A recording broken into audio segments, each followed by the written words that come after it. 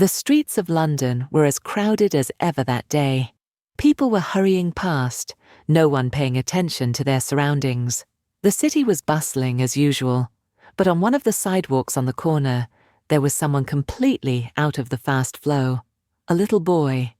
He was sitting on the edge of the sidewalk in his worn clothes, trying to tuck his hands, red from the cold, into his coat. A few bills in front of him were swaying in the wind, some of them flying away. Instead of helping the little boy, passers-by passed by him soullessly, some even stepping on the coins. Queen Elizabeth had gone for a drive around the city that morning. She watched the people in the city from her car window, people's lives, the bustling streets of London. But one thing caught her attention: a little boy. He was sitting on the corner, alone and cold. He was wearing a thin coat, and everyone was walking past him. Instinctively, he raised his hand and signaled the driver to stop the car. When the door opened, people around looked at her in amazement. A queen was walking through the cold streets of London towards a homeless boy. Elizabeth came up to the boy and bowed slightly. "Hello," she said in a soft voice. The boy looked up at her, but immediately averted his eyes. No one had ever spoken to him before.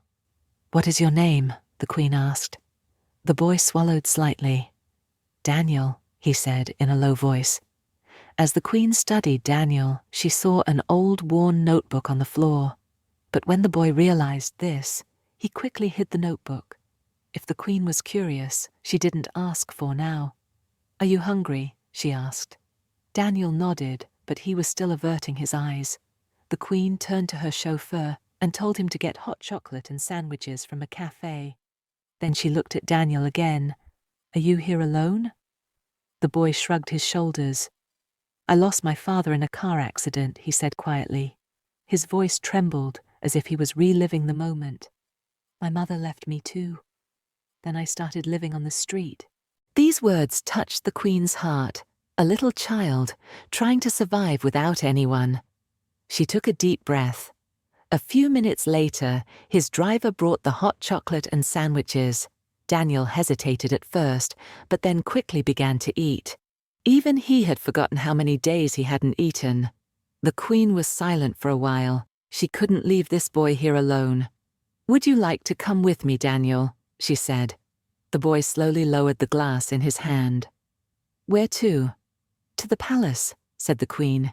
"If you want, I can give you a warm home and a new life." Daniel's eyes widened. He didn't know what to say. Was this a joke? But there was no lie in the Queen's eyes. After a short silence, she nodded slowly. "Very well," he said.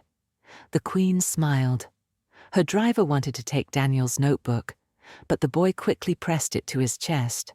The Queen gestured for her driver to stop. It was not yet time.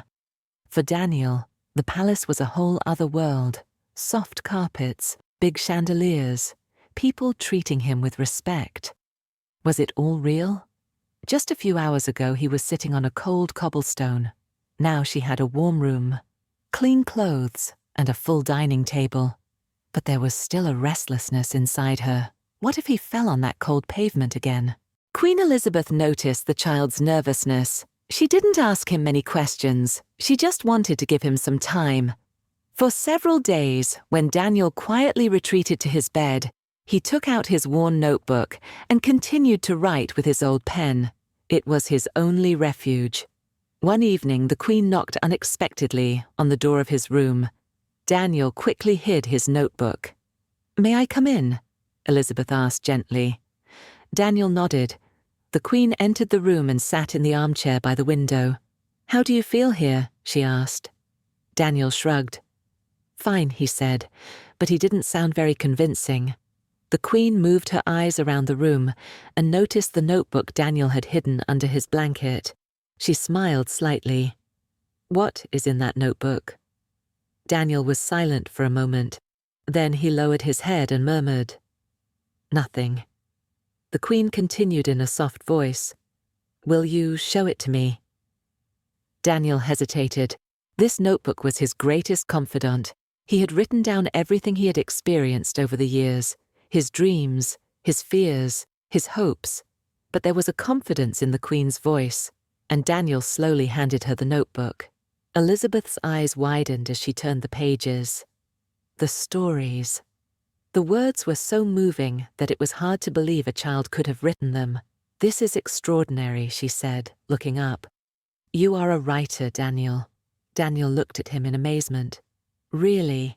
The Queen nodded. "Yes, and you must show this talent to everyone." Daniel was a guest at the palace for about a week, and then placed in an orphanage. Queen Elizabeth often visited him. In the orphanage, he continued to write and published a book. Within a few years, Daniel's book reached thousands of people. A little street urchin had become a great writer with the help of the Queen. On the first page of his books, he always wrote this sentence: "That day, the Queen gave me not only a warm home, but a future." Queen Elizabeth did not let a talent fade away. Tell us what you think about Queen Elizabeth's behavior in the comments. If you enjoyed the story, don't forget to subscribe and like the video for more stories like this.